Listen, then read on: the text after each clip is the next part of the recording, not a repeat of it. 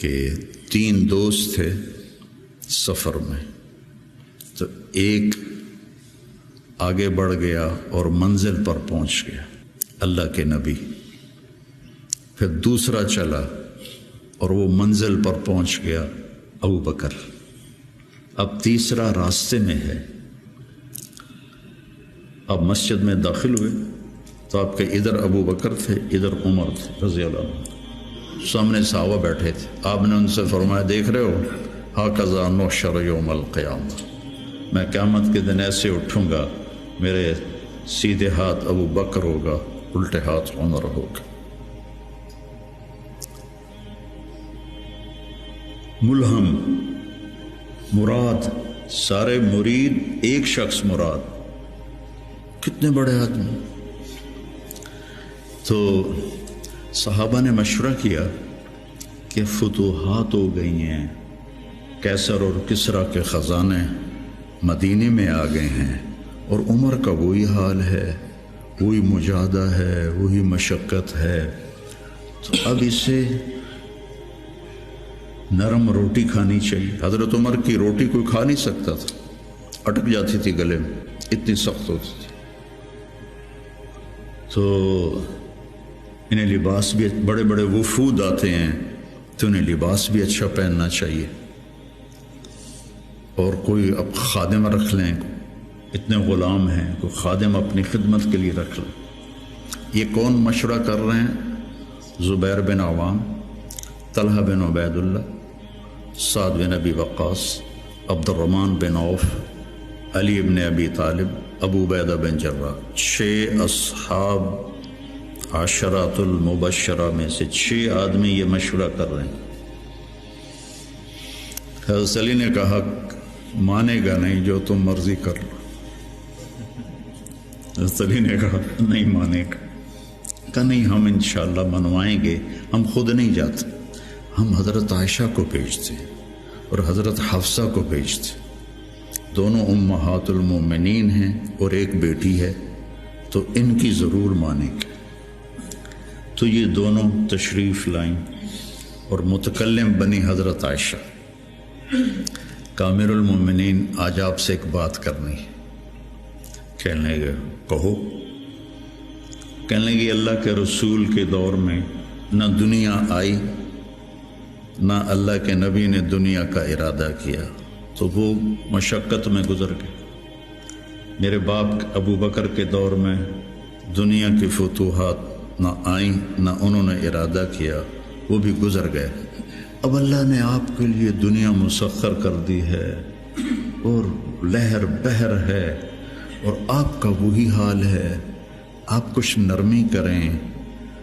وہ جو پچھلی باتیں انہوں نے کہیں، غلام رکھیں، اچھے کپڑے پہنیں، بڑے بڑے وفد آتے ہیں، نرم کھانا کھائیں، نرم بستر استعمال کریں۔ اور عمر کا رنگ بدلنا شروع ہو گیا۔ تو حضرت حفصہ دیکھ رہی تھے بے ابا گیا چھت نال، تو جب حضرت عائشہ خاموش ہوئی تو کہنے لگے یہ بتاؤ تمہیں یہ کس نے بھیجا ہے؟ تو کہنے لگی پہلے کوئی ہاں نہ کرو تو پھر ہم بتائیں گے۔ کہنے لگے اگر مجھے پتہ چل جائے نا کہ تمہیں کس نے بھیجا تو میں مار مار مار کے ان کے چہرے لہو لہان کر دوں۔ پھر فرمانے لگے حفصہ تو گھر والی ہے نا، یہ بتا کبھی اللہ کے نبی نے 2 ٹائم کھانا کھایا؟ زندگی میں کبھی 2 وقت کھانا کھایا؟ وہ کہنے لگی نہیں۔ فرمانے لگے صبح کھاتے تھے تو شام نہیں کھاتے تھے، شام کو کھاتے تھے تو صبح نہیں کھاتے تھے، کہ جی اللہم نعم۔ ایک دفعہ تو نے ایک چھوٹے سے میز پر کھانا رکھ کے دیا تھا، تمہیں یاد ہے؟ تو اللہ کے نبی نے اٹھا کے زمین پہ رکھ لیا تھا اور کہا تھا آکل کما یاکل العبد، کہ جی اللہم نعم۔ تمہیں یاد ہے اللہ کے نبی کا ایک ہی جوڑا ہوتا تھا اور اسے وہ خود دھوتے تھے، اور بعض اوقات وہ خشک نہیں ہوتا تھا اور بلال آ جاتے یا رسول اللہ الصلاۃ، تو آپ کہتے ابھی میرے کپڑے خشک نہیں ہوئے، یہاں تک کہ نماز تاخیر ہو جاتی تھی اور آپ وہ خشک ہو کر اس کو پہن کے جا کے نماز پڑھاتے تھے۔ اور یہ بھی تمہیں یاد ہو، وہ کہنے لگی اللہم نعم، کہ یہ بھی تمہیں یاد ہوگا کہ ایک دن وہ جوڑا بھی نہیں تھا تو آپ نے پڑوسن سے چادر مانگی تھی جس کو لپیٹ کر جا کے نماز پڑھائی تھی، یاد ہے؟ کہنے لگی اللہم نعم۔ کہ نبی کا بستر کیسا تھا تیرے گھر میں؟ کہا ایک ٹاٹ تھا، اس کو میں دوہرا کر کے بچھا دیتی تھی رات کو۔ تو حضرت عمر کہنے لگے ایک رات تو نے اس کی 4 تہیں لگا دی، تو صبح اللہ کے نبی نے کہا حفصہ میرا بستر تبدیل کر دیا ہے؟ کہ نہیں یا رسول اللہ وہی ہے، بس 2 کی 4 تہ لگا دی۔ کہ اس کو دوبارہ ویسے کر دے، مجھے رات کو اٹھنے میں مشکل پیش آئی اس کی نرمی کی وجہ سے، یاد ہے؟ کہنے لگی اللہم نعم۔ تو فرمایا اللہ کے نبی نے کبھی 2 سالن کٹھے کھائے؟ اللہ کے نبی نے کبھی 2 سالن کٹھے کھائے؟ کہنے لگی نہیں، کوئی نہیں کھائے۔ تو حضرت عمر رونے لگے، فرمایا کہ جنہوں نے تمہیں بھیجا ہے نا انہیں جا کر کہو کہ 3 دوست تھے سفر میں، تو ایک آگے بڑھ گیا اور منزل پر پہنچ گیا اللہ کے نبی، پھر دوسرا چلا اور وہ منزل پر پہنچ گیا ابو بکر، اب تیسرا راستے میں ہے، ان کے راستے پر رہے گا تو پہنچے گا ورنہ بھٹک جائے گا۔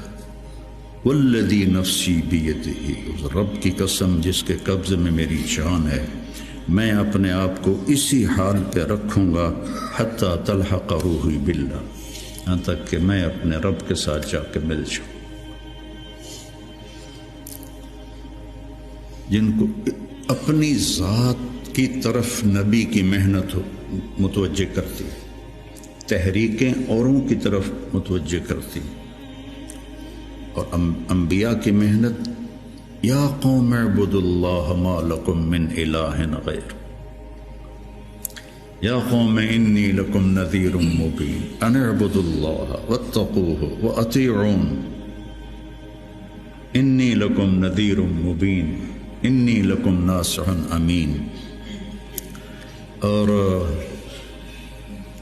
جب خنجر لگ گیا اور پتہ چل گیا کہ بچنا ممکن نہیں ہے، تو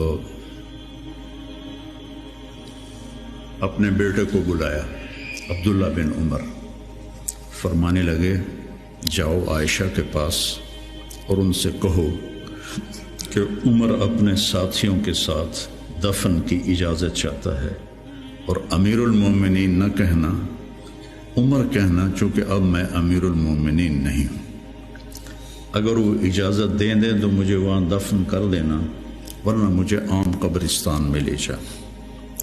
عبداللہ بن عمر رضی اللہ تعالیٰ عنہ تشریف لے گئے تو عائشہ رضی اللہ عنہ بیٹھی رو رہی تھی، تو انہوں نے عرض کی اماں جان میرا باپ عمر بن خطاب اپنے ساتھیوں کا قرب چاہتا ہے۔ تو حضرت عائشہ رضی اللہ عنہ نے روتے ہوئے کہا یہ جگہ تو میں نے اپنے لیے رکھی تھی، لیکن اگر عمر طلبگار ہے تو مرحبا بعمر۔ واپس آئے، کہا ابا جان ابشر قد اذنت، اجازت ہو گئی۔ کہ بیٹا ممکن ہے میرے شرم میں کہا ہو جب میں مر جاؤں پھر دوبارہ میرا جنازہ لے جانا اور باہر رکھ دینا، اور پھر ایک دفعہ دوبارہ پوچھنا، اگر اس وقت اجازت ملے پھر مجھے اندر لے جانا۔ اس میں حضرت علی آئے تو بڑے گھبرائے ہوئے تھے، تو حضرت علی نے پوچھا اتخاف من الموت؟ کہا نہیں، الذی بعد الموت۔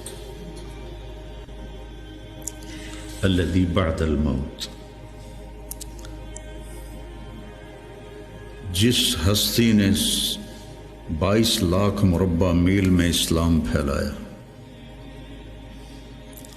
تو کہنے لگے ڈرو نہیں، میں نے کئی دفعہ سنا کہ اللہ کے نبی نے کہا خرجت انا و ابو بکر و عمر، دخلت انا و ابو بکر و عمر، جیت انا و ابو بکر و عمر و سیدہ کہول اہل الجنہ ابو بکر و عمر۔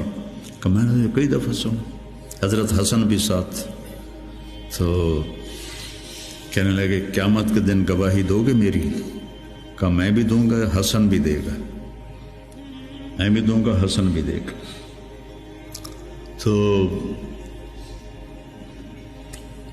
حضرت علی چلے گئے، تو موت کی آہٹ محسوس کی، تو عبداللہ بن عمر نے گود میں سر رکھا ہوا تھا، کہنے لگے عبداللہ میرا سر زمین پر ڈال دے۔ انہوں نے پنڈلی پہ رکھ لیا، وائے حق، سنتے نہیں ہو میں نے کیا کہا، مجھے زمین پہ ڈال دے۔ انہوں نے سر زمین پہ رکھ دیا، تو اپنا چہرہ زمین میں ایسے رگڑنا شروع کیا، ایسے ویل لک یا عمر ان لم یغفر لک ربک، یہ کہنا شروع کیا، ویل لک یا عمر ان لم یغفر لک ربک، ویل لک یا عمر، ویل لک ولامک یا عمر ان لم یغفر لک ربک۔ یہ کہتے کہتے جان نکل گئی، اور لوگ اکٹھے ہوئے۔ تو حضرت عبداللہ ابن عباس کہتے ہیں کہ کسی نے میرے کندھے پہ ہاتھ رکھا، تو میں نے مڑ کے دیکھا تو علی تھے، رو رہے تھے، کہہ رہے تھے کہ نہیں، بات کی بات۔ حضرت صہیب رومی نے جنازہ پڑھایا، وصیت کی تھی میرا جنازہ صہیب پڑھائے۔ ان 6 کو تو ڈال دیا تھا نا شورا میں، تو صہیب نے جنازہ پڑھایا، جنازہ اٹھایا گیا اور آ کر حضرت عائشہ کے دروازے پر رکھا گیا، اور عبداللہ بن عمر آگے بڑھے کہ اماں جان میرا باپ حاضر ہے، اندر آنے کی اجازت چاہتے۔ تو عائشہ رضی اللہ عنہا نے اپنی چادر اٹھائی اور اپنے آپ کو ڈھانپا اور باہر نکل گئی، مرحبا بعمر۔ تو جب آپ کی تدفین ہو رہی تھی تو عبداللہ بن عباس نے کہا کہ میرے کندھے پر کسی نے ہاتھ مارا، تو میں نے دیکھا تو علی رضی اللہ عنہ رو رہے تھے، کہہ رہے تھے عمر مجھے پتا تھا تیرے سوا یہاں اور کوئی نہیں آ سکتا، تیرے سوا یہاں اور کوئی نہیں آ سکتا، مجھے پتا تھا تو یہیں آئے گا۔ علم کا یہ منتہا ہے، اس کو اگر ہم اپنے آپ ذات کو بیچ میں سے نکال دیں گے تو ہم گرنا شروع ہو جائیں گے۔ تجھے کیوں فکر ہے اے گل دلے صد چاک بلبل، تو اپنے پیرہن کے چاک تو پہلے رفو کر لے۔ عائشہ رضی اللہ عنہ موت کی سکرات میں تھی، تو عبداللہ ابن عباس رضی اللہ عنہ نے آنے کی اجازت چاہی، تو جنگ جمل کے بعد سے بول چال بند تھی، کیونکہ عبداللہ ابن عباس حضرت علی کی طرف سے لڑے تھے باقاعدہ۔ تو آپ کے پاس عبداللہ بن زبیر اور مسور بن مخرمہ رضی اللہ عنہ بیٹھے ہوئے تھے، تو حضرت عائشہ رضی اللہ عنہ خاموش ہو گئی، اتنا اثر تھا اس بات کا۔ تو ان کا حبر الامہ ہے اور ابن عم الرسول ہیں، اجازت دے دیں۔ تو حضرت عائشہ روئے جا رہی تھی اور ان کی بڑی چادر آنسوں سے بھیگ چکی تھی، ساری چادر۔ جب وہ آئے تو کہنے لگے اماں جان آپ کیوں رو رہی ہیں؟ آپ کے اور نبی کی ملاقات